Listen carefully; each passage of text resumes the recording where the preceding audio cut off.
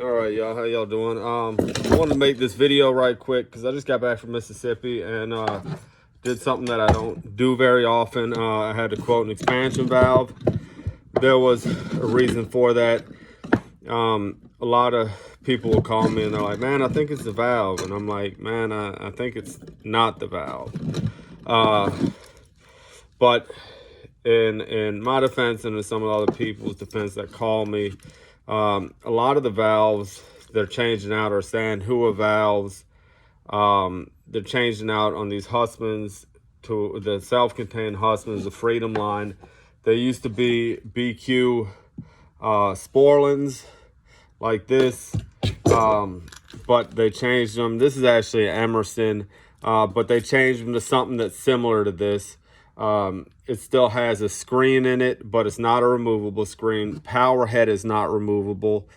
So you can't check the push rods or clean it out or anything. So if it goes bad, you have to change out the whole valve. But I wanted to take one apart today to show y'all why 9 times out of 10 it's not the valve. These things are super simple. There's not much that can go wrong with them. It's all mechanical. So you have your power head with your thermostatic element. Senses the superheat, and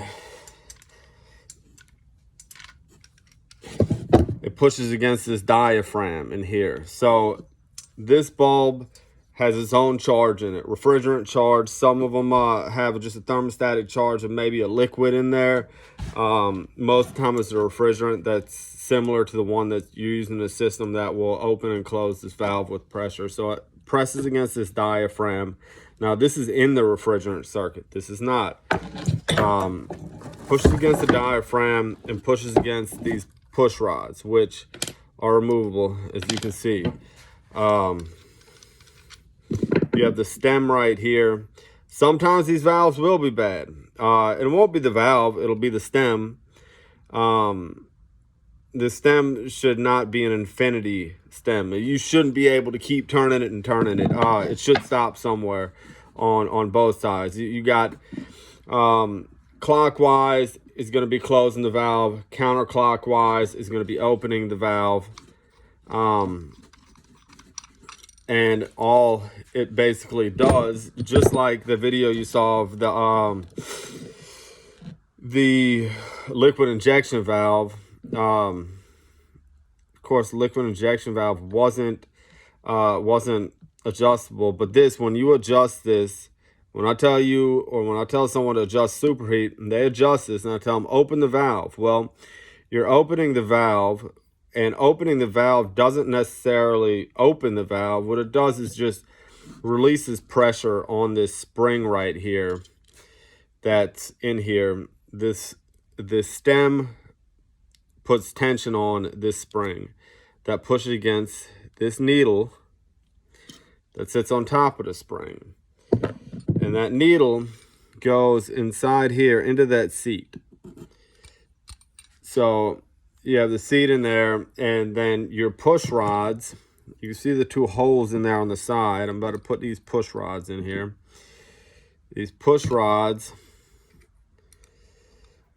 push against,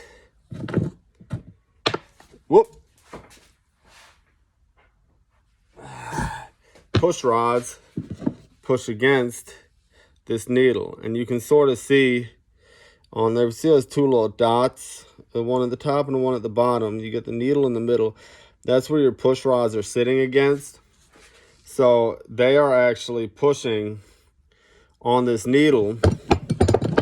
When this thermostatic element heats up, sensing superheat, pushes against this diaphragm pushes against the push rods push against this, which pushes against the spring, and opens and lets refrigerant flow through your liquid line into your valve. Liquid line into your valve, and flow through there, through your seat, your orifice in there, and then it flows out here into your evaporator. So when I say adjusting superheat, or opening the valve or closing the valve, you're not necessarily opening it or closing it. You're removing tension off of this spring and creating less tension for these push rods to push against, which, like I said, this power head and this thermostatic element and the diaphragm inside there is what pushes against those push rods. Now you also, just like the injection valve, you also have another element to this, which I like on these Sporlan BQ valves. You have these removable screens, which is great when, you know, it keeps the inside of here from getting clogged up and junked up, so you don't have to take this whole thing apart to clean it. You can usually just pull this out, clean the spring, clean the screen, and you don't have to take all this apart, unsweat everything off of there. It saves you a lot of time. But with some of these other valves, like this one, you may have a screen in there, but it is not removable. Nor is the power head, nor the push rods. So it's sort of, you know, if you have anything go wrong with that, or if it gets plugged up, you have to change the whole valve. This right here is not a refrigeration valve per se. This is one for a 5-ton Goodman split system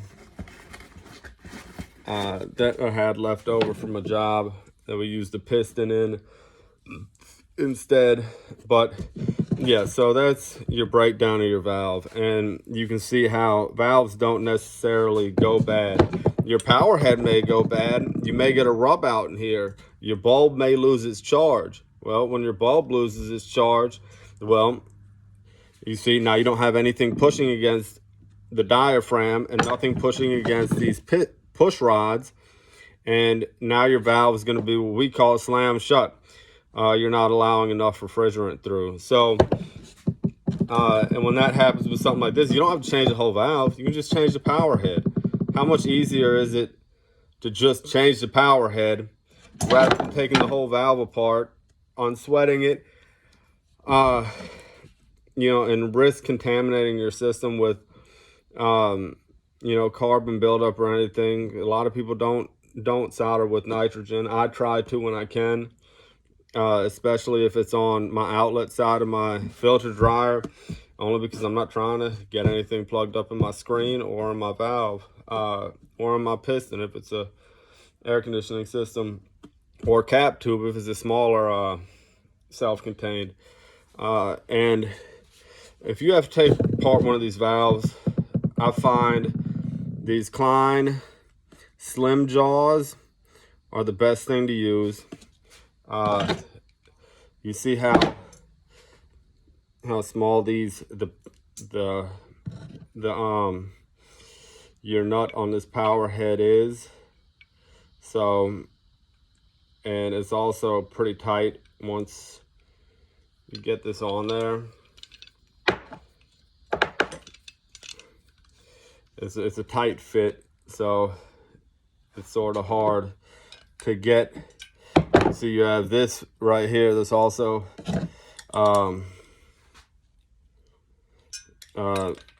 octagon, I guess, octagonal.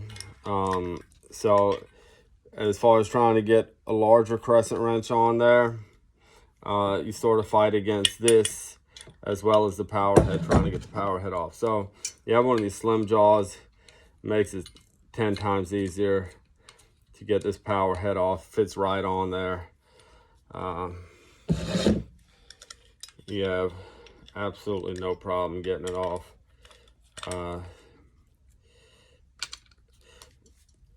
Especially if you're trying to keep the valve on and remove the power head, you're gonna have to go with some slim jaws. Needle back in your seat, like so. I got my spring. Spring goes on top of the needle. My valve stem.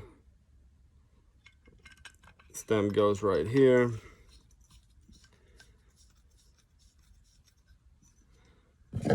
I got here. This is my my screen. My screen's already on there. So I mean, like I said, with the liquid injection valve, I was like, it works pretty much just like an expansion valve does, and you can see it has pretty much all the same components as an expansion valve. Had the screen, it had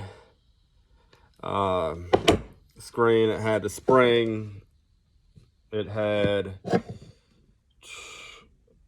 springs, and it had the orifice in there, and I'm not sure if it was adjustable. I don't think it was. I don't think it had a stem on it, and it also had a power head, which wasn't removable, but it was a power head nonetheless.